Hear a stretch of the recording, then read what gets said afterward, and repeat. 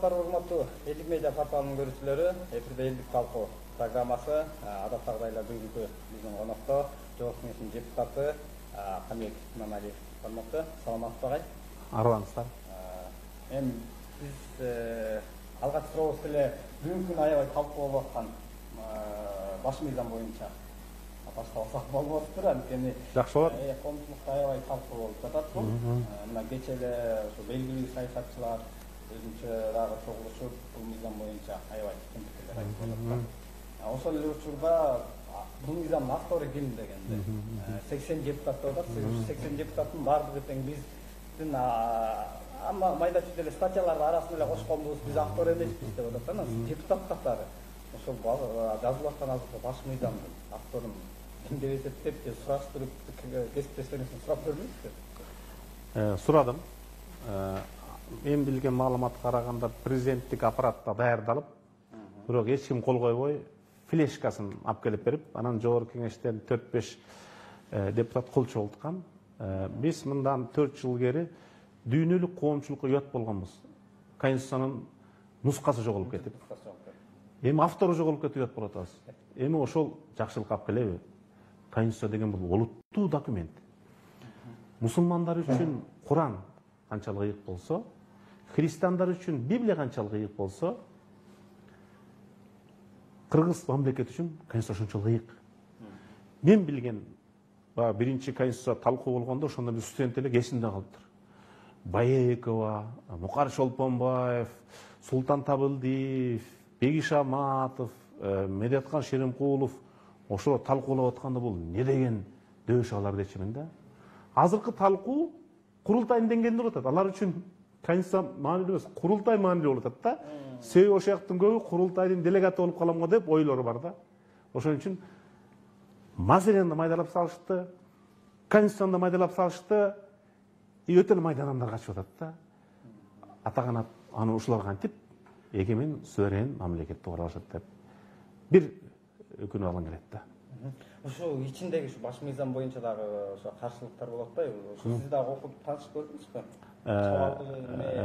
Супер президенттик деп атышат. Деги эле бул Конституция эмес. Жарым жартылай публистиканын тили, жарым жартылай юриспруденциянын тили, жарым жартылай саясат тили менен жазылган. Дагы рахмат, кээ бир жерге фамилияларын кошуп кетпептир. Анан кийин дүйнөдө Конституция бул цивилистика, өзүнчө илим. Анда эл аралык деңгээлде Кыргызстанда конституционалист боло турган ашып кетсе 5-6 эле киши бар. Ошонун бирөө Нурлан Садыков, бирөө Сания Токтогазиева, бирөө балким Кулов, себеби Кулов биринчи конституцияга катышып келатат да, бирөө Текебаев. Ошолордун бирөө дагы Конституция маселеси боюнча беделдүү инсандардын бирөө да колдогон жок. Себеби биз Конституцияны өзгөртүүгө конституциялык эмес жол менен келе атабыз. Биринчиден иштеп аткан Конституция бар. Анын бүт статьялары жамандап эч ким айта албайт. Экинчи, анын иштеп аткан 2 статьясын токтотуп салууга ким укук берди? Бул юриспруденциянын эрежесинде мындай жок. Бөлөк мыйзамдардын күчү жетпейт Конституцияга. Булар зордоп, анан ошондон кийин биз укуктук тагынан чыктык. Эми укуктук анархия башталды. Ар бир саясатчынын бирден Конституциясы бар. Ар бирөө биринчи болбосо, эч ким экинчиси болбосо бербейт. Баары эле ушу меники кабыл алат депчи. Ошон үчүн ансыз араң турган коом тополоңу тос болуп 9 бөлүнүп калдык. Кеп бир эле маселеде турган 5-октябрда эл туура чыкты көчөгө. Бирок 7-8-inde жеңиштин туусун криминалдык күч менен келген топко алдырып ийишип, алар мындан да күчтүү президенттик, супер президенттик, президент десек те жарашпайт го, императорлук деңгээлде Конституцияны алып келебиз деп уят болушту. Ошон үчүн уят болгон авторлор жашыгынып жатат да. Айткысы келип атат. Джефферсон декларацияны мен жаздым деп мактанган. Мындан ким мактанат? Муну менен уят болосуң да. Ошон үчүн караңгы жерде жазылган Конституция элге жарык алып келе албайт. Эми экинчи бир топ түзө коюшуптур. Аларга ким ыйгарым укук берди? президенттин милдетин аткаруучуга ошончолук ыйгарым укук жетеби? Аларды кайсы критерийдин негизинде топтоду? Венеция комиссиясы айтып атпайбы? Бул парламент конституцияны кабыл алууга кудуретсиз. Моралдык абийир кодексине туура келбейт деп. Ошону билип угуп туруп, бир конституция элге консолидация, биригүүнү алып келиш керек. Булар кырсык алып келип атат. Кырсык деген коомдо ача пикир көбөйдү. Ошону кайра токтоткондун ордуна кайра чоң кырсык аттанышты да. Булар дагы конституциянын аттанган жолу тайгак, эрге минген кыйшык. Булар айтып коёсу да, конституциялык кеңешмеге калуучулар баарына кирсеңиздер болот, киргиле талкуулайлы деп ошол эле сиздин кесиптештериңиздер бар экен, электүүлөрчү. Сиз ошого кирип ушуларда айтып көрдүңүзбү? Киргенге ниеттендиңизби? Бул компетенттүү орган эмес. Чымчыктуу сойсо касапчыны сойсун дейт. Мен арасында Кууловдон башка касапчыны көргөн жокмун. Мурун конституцияга талкууланып жүргөн, буларды жөнүндө жумушчу топ кылып, жигиттер. Эмдиги жылуу, соңку жылуу конституция өзгөртөбүз. 3 вариантын даярдагыла. Бирөө парламенттик, бирөө президенттик, бирөө парламенттик президенттик деп моделге салып койсо, моделдери бар да. Даярдай бергиле, үчөөнүн референдум кылабыз десе, балким болот беле. Булар айтып атат, 15 күндө бүтүрөбүз деп атат. 15 күндө бир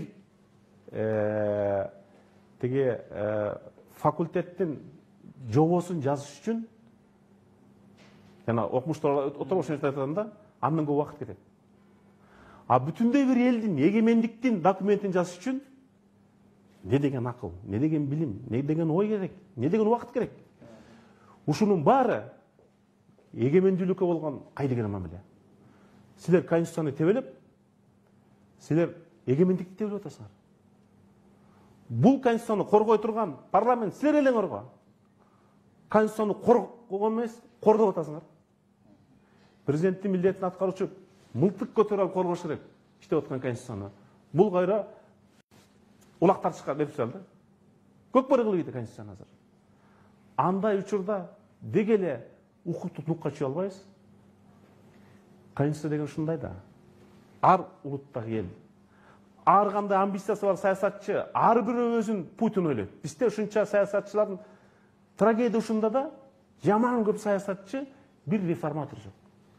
Дебегейсиз саясатчы, бир Жусуп Абдурахманов жок. Жанагы жакта жүргөндүн баары өзүн Путин ойлойт. Бирок Путин кылганын бирин кыла албайт. Анан кийин менин конституциям, менин программам ошо менен гана Кыргызстан жашаш керек деп айтат да. Эл каалагандай эмес. Мен каалагандай эл жашаш керек дейт. Элге эреже таңуулап атышат. Андай укукту ким берген? Жок дегенде сен баскан изиң Рузвельт сыяктуу реформа кылсаң, мен кол чаап колдоп, кандай жазсаң макул дейт элем да. Же артында тиккен багы жок. Же артында даярдаган кадры жок. Же салган имараты жок. Бир топ келип алып, бир айдан бери будуңчаң салып, кыргыз элинин эгемендүүлүгүн калчап атышат да. Калчап атышат, чүкө калчагандай. Бул жакшылык алып келбейт.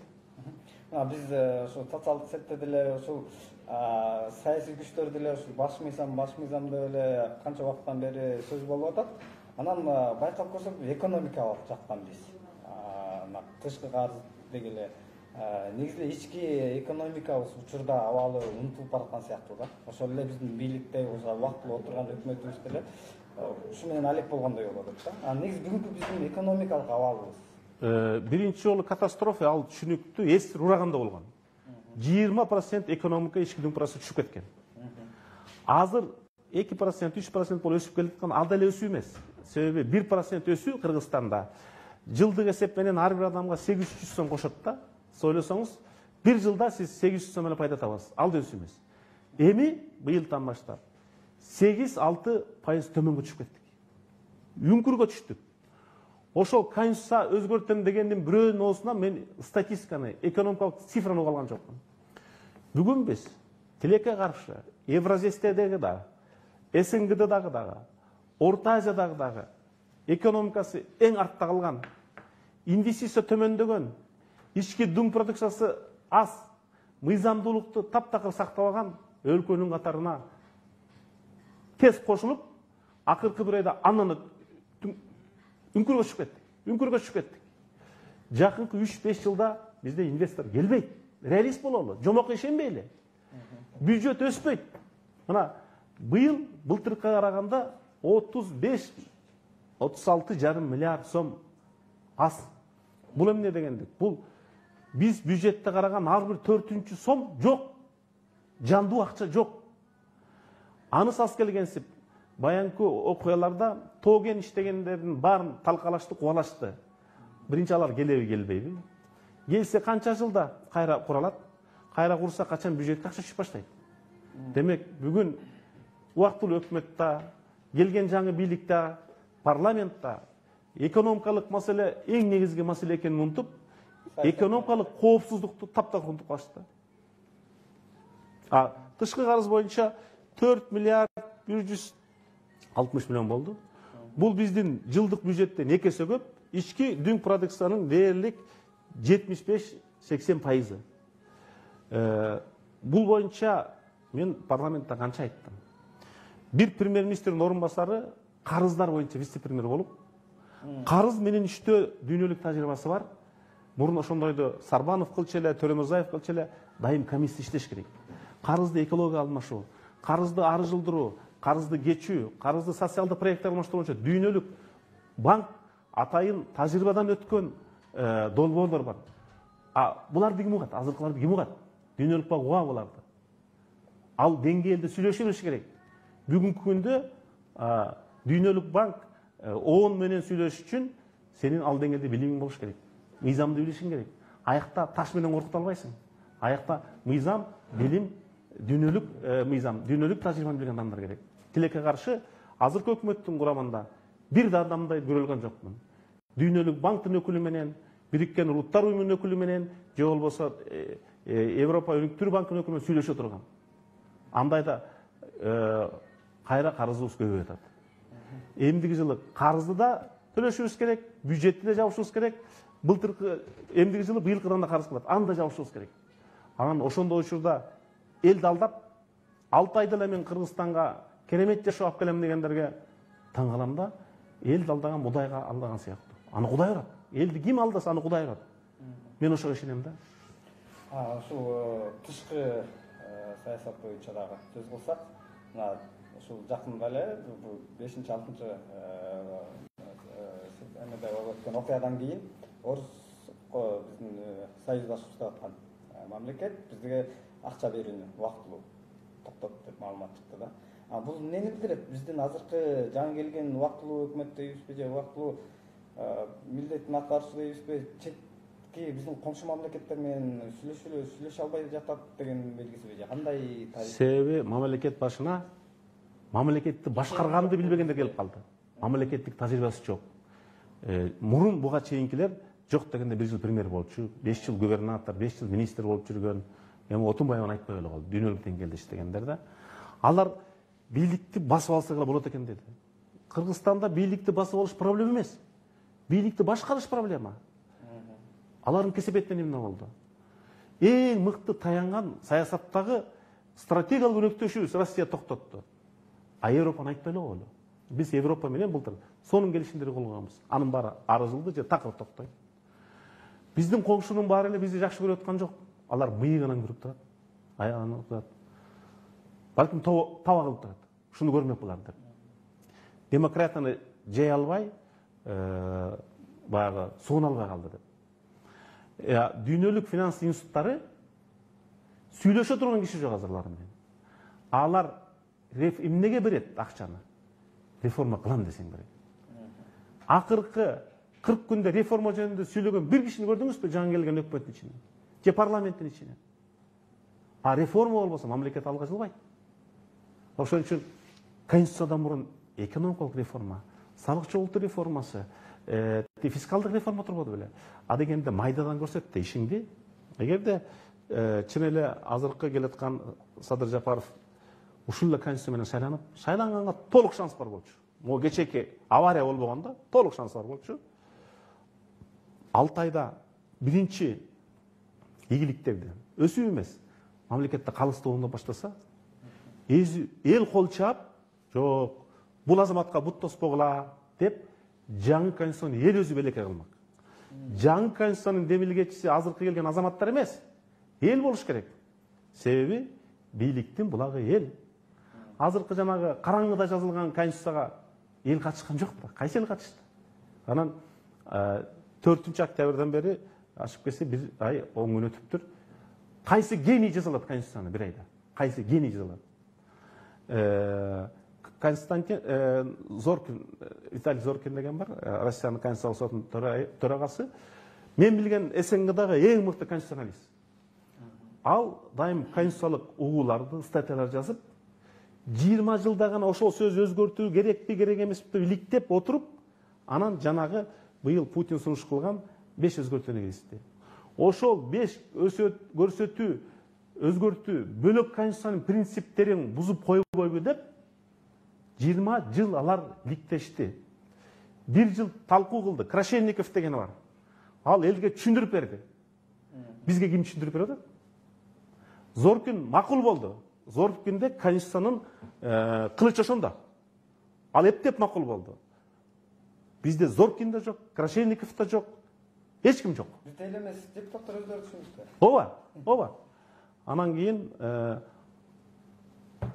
ансыз, эбегейсиз проблема башта турса, мейли өзгөрүш керек экен. Бирок анын тартибин, күн тартибин, графигин аныктап, бул жолу парламент, президент жергиликтүү шайлар бүткөндө жаңы топтор керек, жаңы лидерлер керек, жаңы ойлор, жаңы мандат менен келгенде алардын гана укугу бар.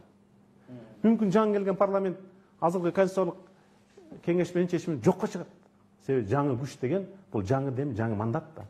Анан ошону эске албай, үстүккө босток, шашып, зордук менен мындай конституция минтип жазылбайт. Минтип жазылбайт конституция. Сиз эл өкүлү болуп турбайсызбы? Ошо кайрылы айланып келип ошо баш мыйзамдын жазылышына келип такалып калсаңыз, эл өкүлү болуп турбайсызбы сизчи? Бүгүнкү ошол коомчулукта дагы мындай сөздөр жок эмес. Азыркы парламенттин ошо жаңы мыйзамдын, жаңы баш мыйзамды өзгөртүүгө акысы да жок, мөөнөтү бүткөн деген сөздөр болуп атат. Сиз депутат катары. Мен ошону 22 октябрда жарыя кылгам, интернетте, Facebook баракчамда бар. 3 багытта бул парламенттин мөөнөтү бүтөт мына. 5 жыл деген, 5,5 жыл деп жазган эмес. Экинчи, бүтүп аткан парламент оор жүктү мойнуна ала албайт. Андай бизде ыйгарым укук жок, биздин саясий лимит түгөндү. Үчүнчү, сөзсүз түрдө 20 декабрдагы шайлоо болуш керек. Эмне үчүн болуш керек? Ошо менен чыр бүтөт, легитимдүү бийлик эртерээк келет, бизге келген грант, кредиттер убагында берет деп. Үчөөнө тең каршы чыктыкпы? Демек бизге келе турган грант, кредиттер 6-8 ай арыжылды, процедурасы бүтүп колго акча келгенче 2 жыл кетет. Мына мамлекетке болгон мамиле. Мамлекетке мындай мамиле болбош керек. Кайра тездетиш керек. Келе турган акчаны, келе турган легитимдүүлүктү, мыйзамдуулук бизге эмдиги жылдын майында келген жакшыбы же быйылкы жылдын декабрында келген жакшыбы? Ошол эле маселе. Эртерээк болуш керек. Ооба. Кийинки суроолорубуз ошомо алдыда турган 10-чы шайлоо боюнча алсак, талапкерлер боюнча дагы жылдыңда баягы буга чейин парламентке кандай сын айтылып келсе, талапкерлер деле ошондой, талапкерлердин арасынан деле ошондой сындар айтылып атат. Ошонун арасынан сиз да бар атасыз. Сиз кимди ошо күчтүү атаандашым ким деп ойлойсуз? Жанагы эрте турган кишилер талапкер болбош керекпи? Биздин чет өлкөлүк коңшуларыбыз деле жылдыңда барышат да, биздечи. Бунун жакшы жагы Кыргызстандын демократиялык кимди койсо боло берет деген сөз. Дагы бир жакшы жагы президенттик институт өзүн жаманатты кылып бүтүрдү. Кимди койсо боло берет дегенден кийин жаманатты кылып бүтүрдү. Дагы бир жакшы жагы кашкайган чыган лидери жок. Сүрмөтөп баратат. Сүрмөтөп баратат. Кимге багынан айтат ошол болот.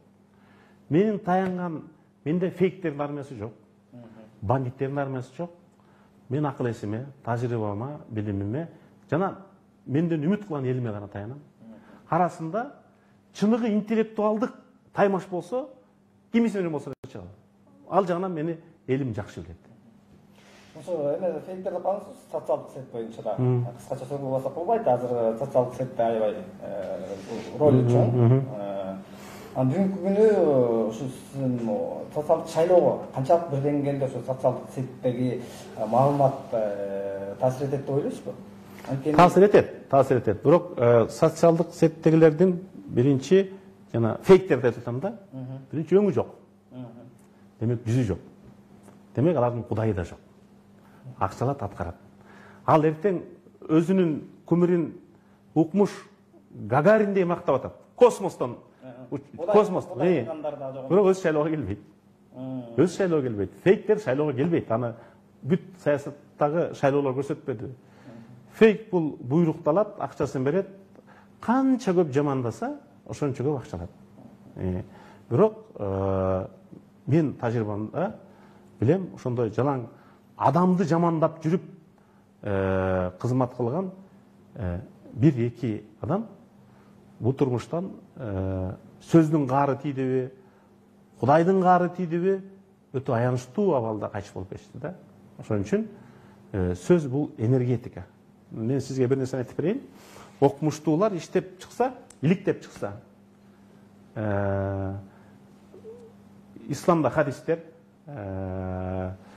христианда жана пение, буддизмде мантра. Үчөө үч бөлөк дин.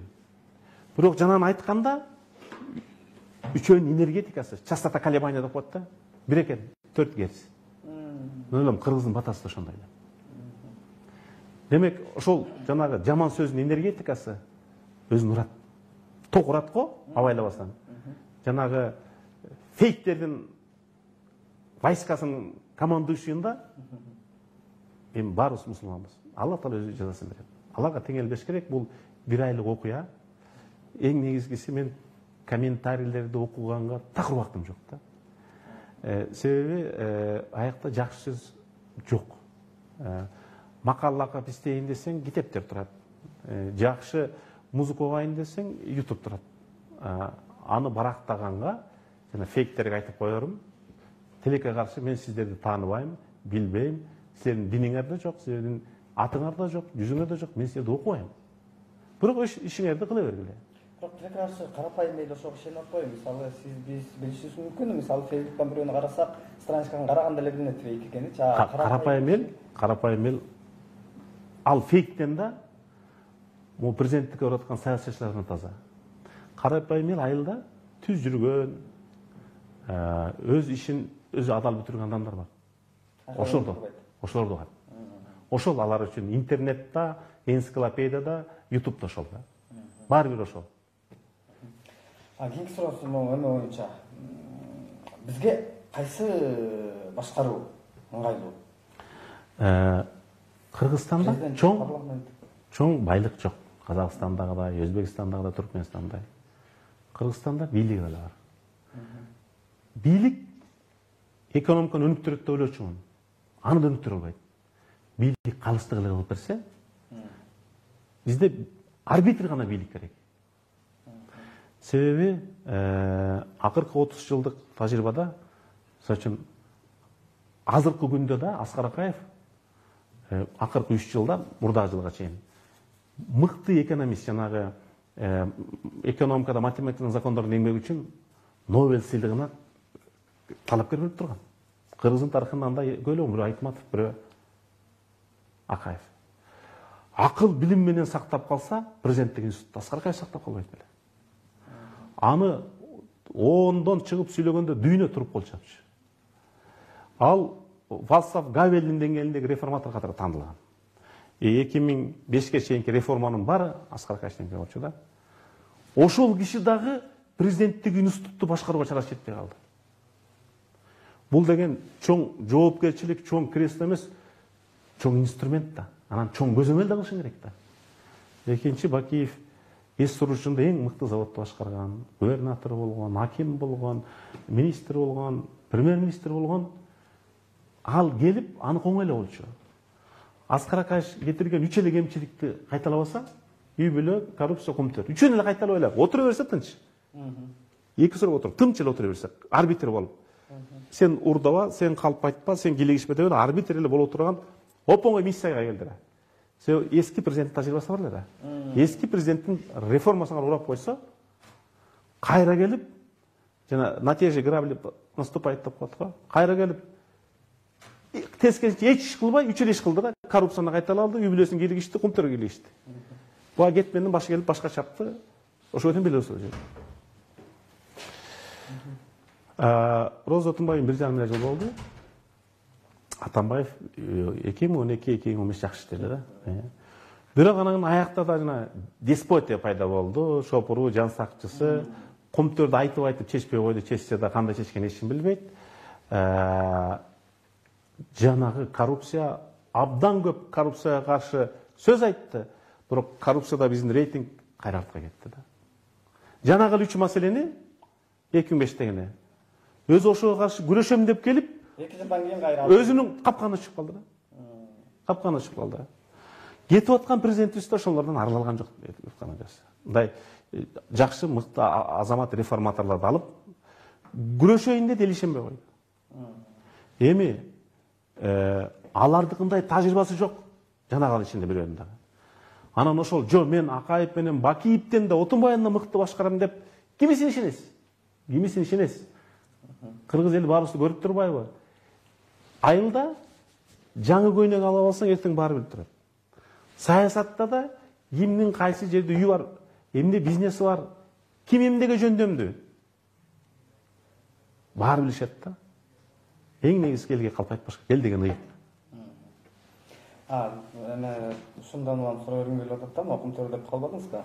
Убагында ушул азыр шайлоого кетип атат. Өкмөт башкарып, убактылуу президент милдетин аз да болсо башкарды. Садыр Жапаровдун сөз кылып атам. Комтөр боюнча түрмөгө түшкөндөн кийин дагы аябай катуу айтып чыккандан кийин азыр элдер айтып атат. Коңчулукта айтып атат.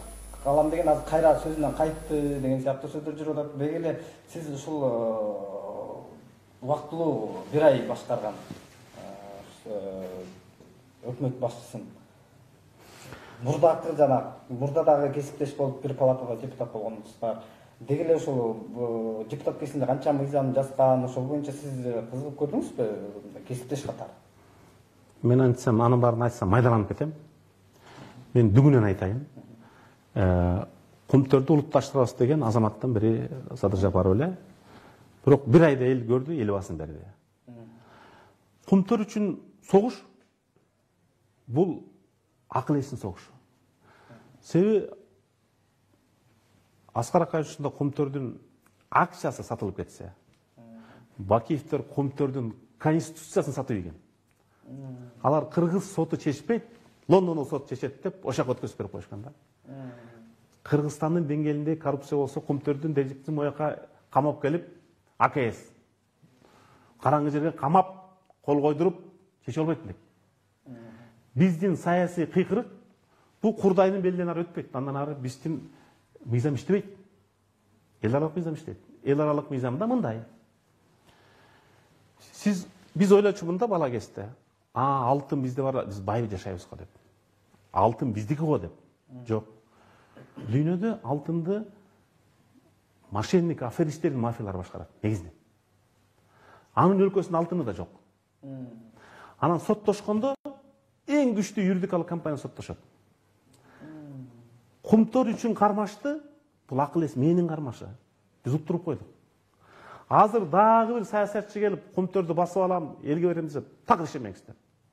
Мен Комтөр боюнча 2005 жылкы комиссияда мүчө болуп, мен силерге айтып коеюн, болот жер бар болчу. Анда комитет фракция карайт деген жок болчу. Комтөрдү улутташтырыш керек деп мен күн тартибине коюп, токтом өткөн. Архивди карап көрсөңүз, 2005 жылдын апрель майында өтүп кеткен.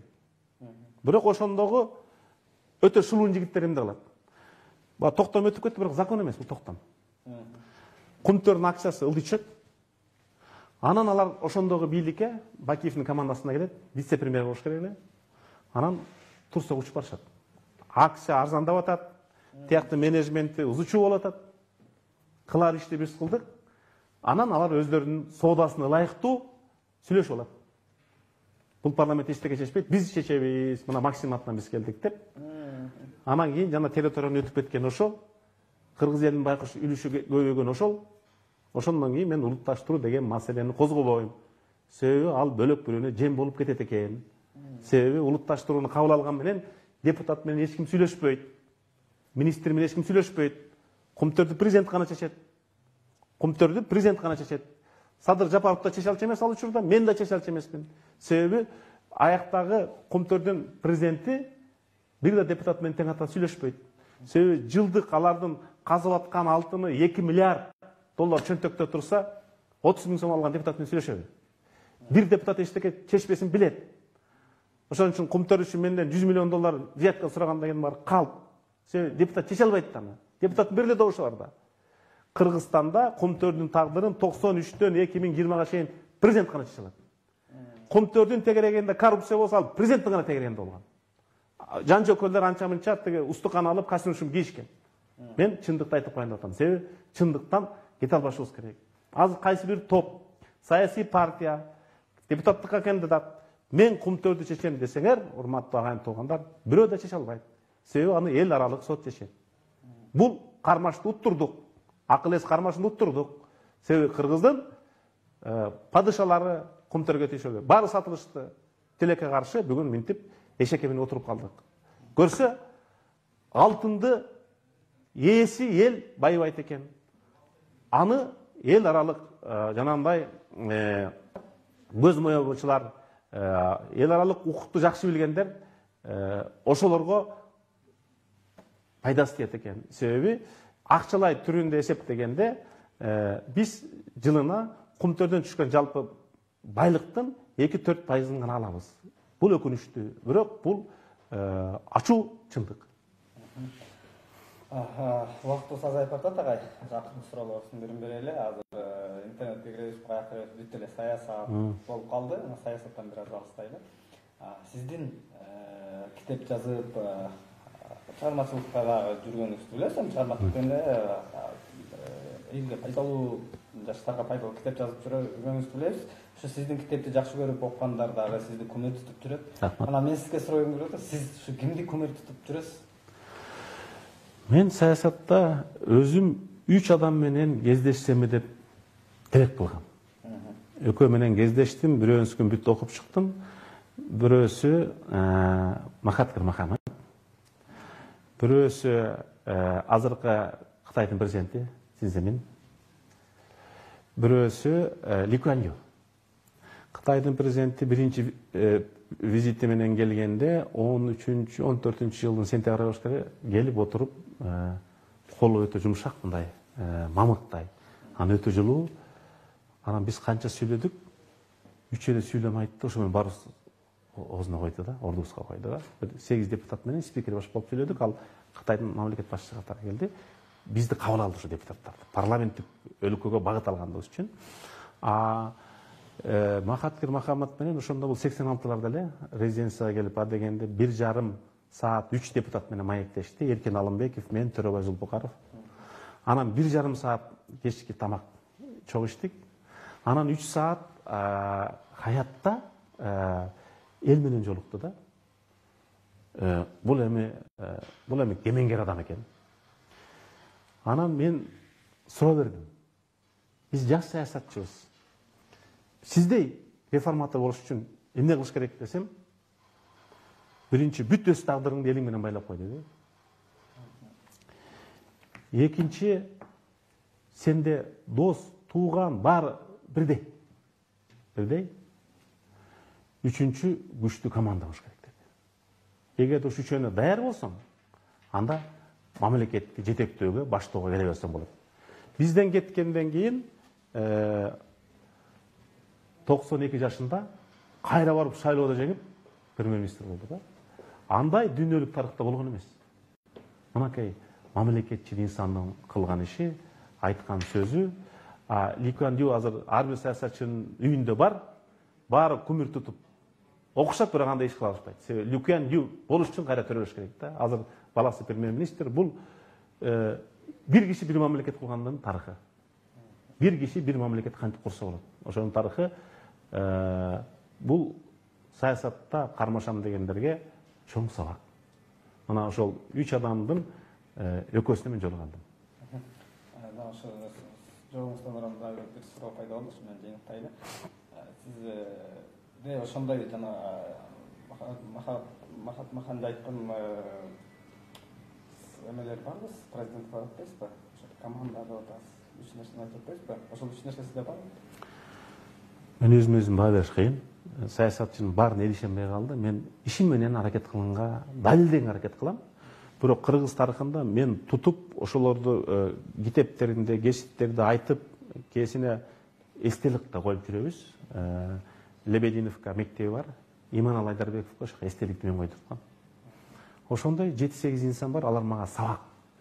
Бул албетте Абдыкерим Сыдыков, Жусуп Абдрахманов, Иманалы Айдарбеков, Абдыкадыр Орозбеков, Абдыкерим Сыдыков, Баял Исекеевдер менен бүт китептерин окуп чыгып, таң калам. Кээ бирөөнүн 3 жылдык билими бар эле да. Бирок азыркы биздин академиктердин билимдүү, өтө билимдүүлүгү, улут жандуулугу жана реформатордук духу. 3 жылдык билими менен мамлекетти өзгөртүшкөн да. Кыргызстанды тетиги патриархалдык доордон социалисттик коомго алып келишкен да. Андан бөлөк, мисалы үчүн мамлекетке кызмат өтөдө албетте Разаковдун, Усубалиевдин, Султан Ибраимовдун мүнөздөрү мага жагат. Мен демилген менен Султан Ибраимовдун мааракесин Санкт-Петербургда өткөздүк. Исхак Разаковдукун өткөздүк. Алар биздин арабызда жок да. Алардын айткан сөздөрүн биз элге айтып берип, анан ошонун кээ бир баскан изи, жүрүм туруму, биографиясы бизге сабак болобу деген ниетте Усубалиевдикин быйыл күздө өткөзөлү дедик эле, пандемия болуп калды. Акыркы 50 жылда эң чоң масштабы кылган иш жагынан албетте Усубалиев. Тилекке каршы азыркы 5-10 жылда андай саясатты чыкпашы мүмкүн. Бирок команданы топтоп Грузияда 28-35 жаштагы 7-8 азамат реформа кылып койду, мамлекетти өзгөртүп койду. Аларга Саакашвили кепилдик берди. Эгерде насип буюрса, мен ошондой адамдарды табууну элге сунуш кылам. Силер тапкыла. Силер тапкыла. Мен да адаммын. Мен да жаңылышым мүмкүн. Силер тапкан адамдар менен Кыргызстанды өзгөртсө болот. 3 гана критерий: калыстык, мыйзамдык жана коррупцияга колу алынгандар жана Кыргызстандын чек арасын бускан адам сыяктуу атылыш керек да. Бөлөкчөнү азыр тоотпой калды. Биздин бүгүнкү эгемендикке эң сок курган мыйзамсыздык менен коррупция болсо, андан кийинки чек ара болсо, андан кийинки жана биздин коомдун деградациясы болушу да. Биз эми мындай бир болор болбос мамлекет болуп жашай беришибиз мүмкүн. Бирок мен андайды балама, сиздин балаңызга каалабайм. Биз мындай намыстуу, өтө бай болбосо да эл менен тең ата сүйлөшө ала турган, көөдөнүндө билими бар, көнүндө намысы бар, көзүндө келечекти көрө берген, муун өскөн доорду көргүм келет. Ошон үчүн күрөшкүм келет. Кыргызстан мындан да жакшы жашоого татыктуу. Дүйнөгө Айтматовду жараткан эл баары бир жаратман эл. Биз болгону бүгүн эгемендик үчүн сыноодон өтүп экзамен берип атабыз. Ошого даярбызбы? Бизди тарых, тагдыр, Алла Таала сынап атат. Бүт адамзаттын тарыхында эгемендик кам менен, согуш менен келген. Бизге эгемендик кыдырда арагансып келди, асмандан келгенсип келди да. Ошону да аздектей албай, бөпөлөй албай, бирде мүдүрүлүп, бирде эгемендик үстүнө баткак чачып, бирде өзүбүзгө баткак чачып келатабыз, жаш баладай, темтеңдеп. Бирок төгүп албай келатабыз. Эгемендикти мүрөктүн суусунда сакташыбыз керек. Болбосо бүгүн эгеменмин деген 60 өлкө бар. Аны Бириккен Улуттар Уюму тааныбайт. Алар чоң мамлекетке кору болуп жашайт. Эгемендикти эңсеген 7000 эл бар. Алар 193 эл өлкөдө жашайт. 193 эле эл өзүнө өзү ээ. Анын да 80 өз тилинде сайрабайт. Же англис, же испан, же француз, же араб тилинде сайрайт. Сайрайт деген сүйлөйт. Өз тилиңде сайрап сүйлөп турсаң, өз тилиңде ырдап турсаң, өз бийлигиңди өзүң ээ болсоң, анын өз тагдырыңды өзүң чечсең, бактылуу тагдыр кура алсаң, эгемендик деген ошо. Эгемендик бул биздин 1000 саясатчынын өмүрүнөн да кымбат. Эгемендик эгемендик үчүн күрөшкөндө өлүм коркунучтуу эмес. Өлүм коркунучтуу эмес. Биз эгемен учурда гана бакталайлуу боло алабыз. Ар бир олигарх өзүнүн округунда коммунизм кура албайт. Ар бир депутат өзүнүн округунда, партиясында коммунизм кура албайт. Биз биргелешип гана мындай адамгерчиликтүү өлкө курушубуз керек. Адамгерчиликтүү өлкө. Жана митингге чыкканда элдин баары байлык, акча сурап чыккан жок. Себеби бюджетте акча жок экенин билет.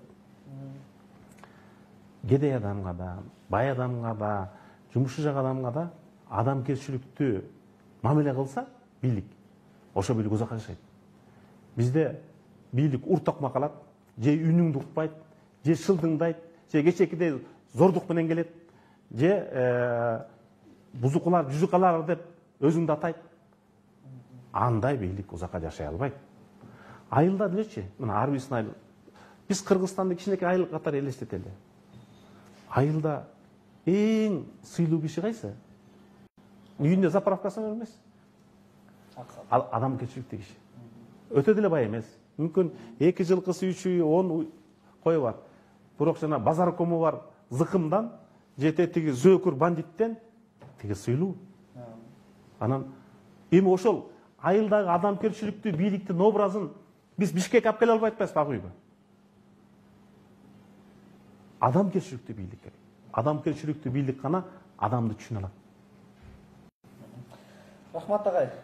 Дагы бир топ суроолорубуз калып калды, бирок Кудай буйрса мындан ары да бир убактыңызды бөлүп маекке дагы келип бересиз деп ишенип туралы. Азырынча тилек каршы убакыт деген учкан экен убактыбыз дагы. Биз белгилеген мөөнөттөн Рахмат, кызыгып сүйлөштүк. Көрөрмандар, угармандар суроолор болсо кайрылса мен жооп бергенге даярмын. Азыр ар бирибиз кайдыгер болууга акыбыз жок.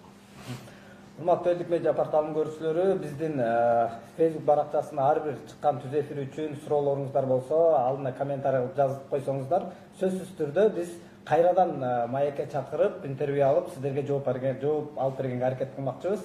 Ошону менен биздин Элдик талкуу программасы соңуна келип жетти.